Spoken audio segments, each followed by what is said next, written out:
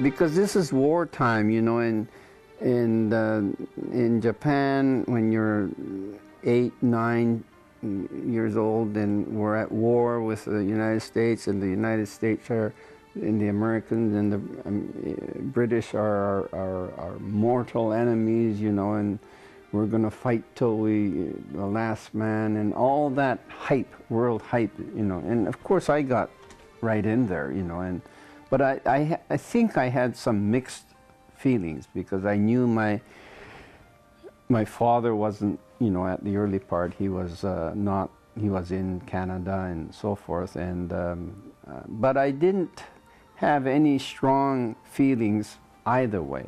I think was trying to enjoy being one of the, you know, of my friends. Yeah. And after the war, the American forces, or the Shinchugun, you know, the Allied forces, occupied Japan, and it was a very, very difficult time for Japan, post-war Japan. So, and I lived through that with the rest of the Japanese. Although right after the war in Japan, you know, living in Kobe, and also because my brother, oldest brother, who went to the aeronautical school, he could not live in the United States, he could not live in Canada. He actually came to Japan with his wife. So he worked for the Kawanishi aircraft manufacturing during the war. But when the war was over, and in Kwansei, the American occupation forces came in, and the Air Force, the 46th Air Force Group, I guess it's called, occupied Itami Airport. And my brother was immediately asked to come in, and so he served as an interpreter and information officer. He wasn't an officer in the American Air Force, but he received all the privileges of an officer. So he lived in the American officers' quarters, and during the war from Kobe we had to move to Tottori, so there was a big change there. After the war, back from Tottori to Kobe, but our house in Kobe was no longer there. So I went to high school just for a short while. I went from different places, but for a short while. I went to high school from the officers' quarters in Itami. So every day they would make me a sandwich lunch with nice white bread, ham, and there was always sun-kissed orange and a Hershey chocolate bar and Wrigley's chewing gum in there in my box lunch. But all the other students, you know, we were, what, our age was 13, 14. Right after the war in Japan, you know, there was a shortage of food, and nobody brought lunch, you know, with white rice, you know. So I was almost afraid to eat the sandwich in front of, you know, I had to kind of hide and eat, and I didn't like doing that. So then I started to share my sandwich. Well, you know, white bread in those days, you know, just, you know, so one sandwich, maybe about 10 guys would go after one sandwich, but just the same, I couldn't eat it by myself, or I didn't want to eat it by myself. So there's, you know, that kind of experience is in post-war that was also unusual. But then I finished, in Kobe I finished junior high and then senior high, and then I came back. So.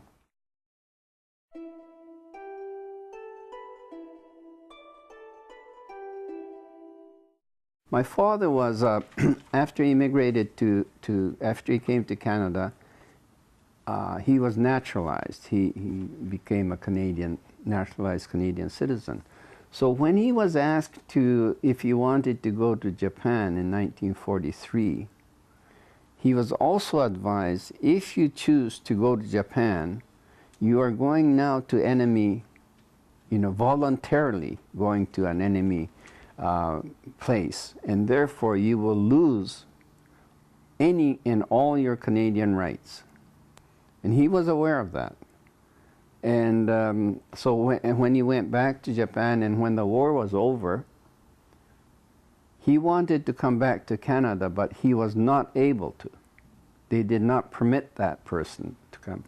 And another story is similar to that, is one of my brothers that went to Japan with me, he turned 18 in 1943. He was drafted in the Japanese army, although he was a Nisei. So any Nisei who was in the Japanese army could not return to Canada.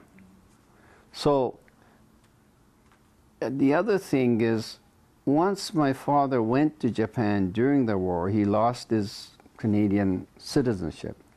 My mother automatically lost her citizenship because the wife always followed the husband's status. Today it's different, but those days. So after the war, my immediate older brother came back to Canada much earlier than I did. He came back to Canada in 1950. Because we were not at war, my brother that was conscripted in the Japanese army, he could not come back. My father could not come back, but myself and my brother who did not go to war, he was too young to go, he could come back. So my immediate older brother came back in 1950. And I guess I could have come back then, but I was still only 15 or 16. So I finished high school, and then I came back. And then my parents, of course, wanted to come back, but they couldn't. But after 1952,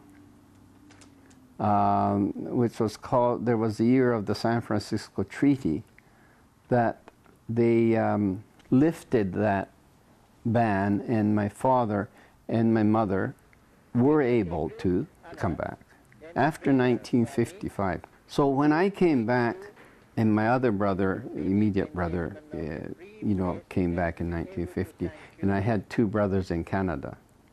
The four of us, we sponsored our parents because they were over 55. We sponsored them, and my father and my mother came back in 1956, 57 to Canada. And my father was so intent, he wanted to become a Canadian citizen again. And he was, by the time he came back, he was 80-something. But he got the little booklet for citizenship, and he applied for citizenship again, and was given the citizenship. And that ceremony, the citizenship judge actually made a note, that this Mr. Ryo Kadota has become a Canadian citizen twice in his lifetime, because he was a naturalized Canadian in 1915, and then in 1965 or something. So a kind of an unusual case again.